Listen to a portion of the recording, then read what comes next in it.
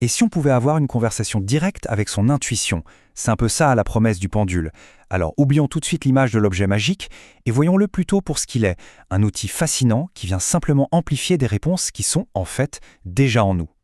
Qui n'a jamais eu ce moment de doute en se disant « Ah, si seulement je pouvais avoir une réponse claire juste pour moi ?» Eh bien, le pendule, c'est un peu ça. C'est un pont, un traducteur entre notre esprit qui analyse tout et cette petite voix intérieure, notre sagesse personnelle. Pour cette initiation, notre parcours va se faire en 5 temps. D'abord, on va essayer de comprendre ce dialogue avec l'intuition. Ensuite, très concrètement, comment choisir son pendule. Puis, on apprendra son langage, on verra comment aller plus loin que le simple oui-non, et on terminera avec quelque chose d'essentiel, le code d'éthique de cette pratique. Allez, on commence par la première partie, le dialogue avec l'intuition. Avant de se lancer, c'est important de comprendre d'où vient cet outil et surtout comment il est censé fonctionner. La définition est toute simple, n'est-ce pas? Un poids au bout d'un fil. Et c'est justement cette simplicité qui fait toute sa force. Il n'y a pas de mécanisme caché, pas de technologie. L'outil, en réalité, c'est la personne qui le tient. Et attention, ce n'est pas du tout une mode récente, on en retrouve des traces de l'Égypte ancienne à la Rome antique. Au XVIIIe siècle même, des scientifiques se sont penchés sur ces mouvements qu'ils jugeaient étranges. Et aujourd'hui, bien sûr, on le retrouve beaucoup dans le bien-être et la radiesthésie. Bon, la grande question, comment ça marche, ce truc? Alors, il y a plusieurs théories. La plus, disons, scientifique, c'est l'effet idéomoteur. En gros, notre main fait des micro-mouvements sans qu'on s'en rende compte. D'autres parlent d'un pont avec le subconscient ou d'une réaction aux énergies. Honnêtement, quelle que soit l'explication qu'on préfère, ce qui compte pour ceux qui l'utilisent, c'est que ça fonctionne pour eux. Allez, passons à la pratique. Comment on se lance? La toute première étape, évidemment, c'est de choisir son instrument, son pendule. Pour commencer, la simplicité, c'est vraiment la clé. Un pendule en métal ou en cristal avec une jolie forme bien symétrique, c'est parfait. Mais honnêtement, le critère le plus important, c'est le ressenti. Il faut le prendre en main et sentir qu'il y a une sorte de connexion, qu'il nous parle. Et cette citation, elle résume parfaitement l'idée. Pas la peine de se ruiner vraiment. L'outil n'a pas besoin d'être cher ou sophistiqué. Une simple bague au bout d'un fil, si l'intention est claire et posée, peut être tout aussi efficace. Une fois qu'on a trouvé son pendule, il y a 2 étapes clés avant de commencer. D'abord, on le purifie, on le nettoie de ses énergies passées. Et ensuite, on le programme. Ça a l'air compliqué, mais il s'agit juste de décider ensemble quel mouvement voudra dire oui, lequel voudra dire non. C'est notre convention personnelle. Voilà, le pendule est prêt, la convention est établie. C'est maintenant que ça devient intéressant. On va apprendre à parler sa langue avec des exercices très simples et concrets. Pour commencer, la stabilité est primordiale. Il faut être bien installé, le dos droit et surtout le coude posé sur une table. Ça évite que les petits tremblements naturels de la main viennent tout fausser. La concentration, ça commence par le corps.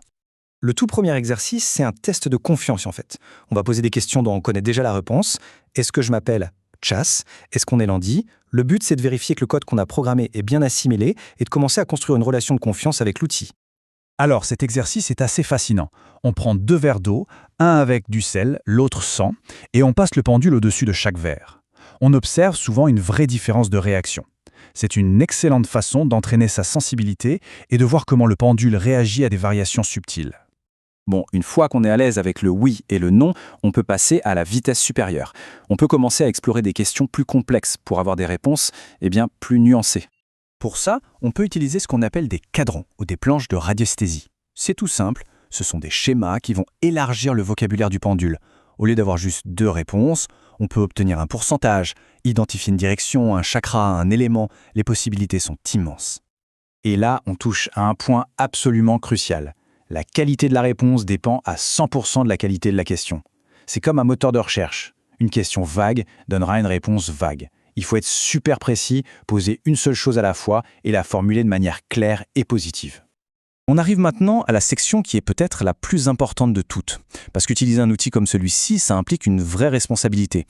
Il y a des règles à respecter pour que la pratique reste saine, juste et respectueuse. Ces règles, au fond, sont pleines de bon sens. La plus importante, respecter le libre arbitre. On ne pose jamais de questions sur quelqu'un d'autre sans sa permission. C'est non négociable. Et bien sûr, le pendule ne remplacera jamais un médecin. Il peut montrer des tendances, mais pas un avenir gravé dans le marbre. L'humilité, c'est la clé. Savoir bien utiliser le pendule, c'est une chose. Mais savoir quand il faut le laisser tranquille, c'est tout aussi important pour garder une pratique équilibrée. En fait, c'est simple. La clarté de la réponse dépend de la clarté de notre propre esprit. Si on est fatigué, malade ou sous le coup d'une forte émotion, les réponses ne seront pas fiables. Et surtout, le pendule doit rester un guide, pas une béquille qu'on utilise pour la moindre petite décision de la vie. Et cette citation, elle résume absolument tout.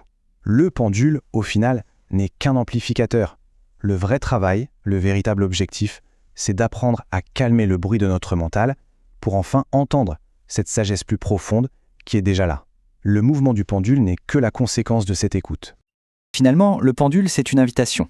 Une invitation à ouvrir une conversation avec la partie la plus sage de soi-même.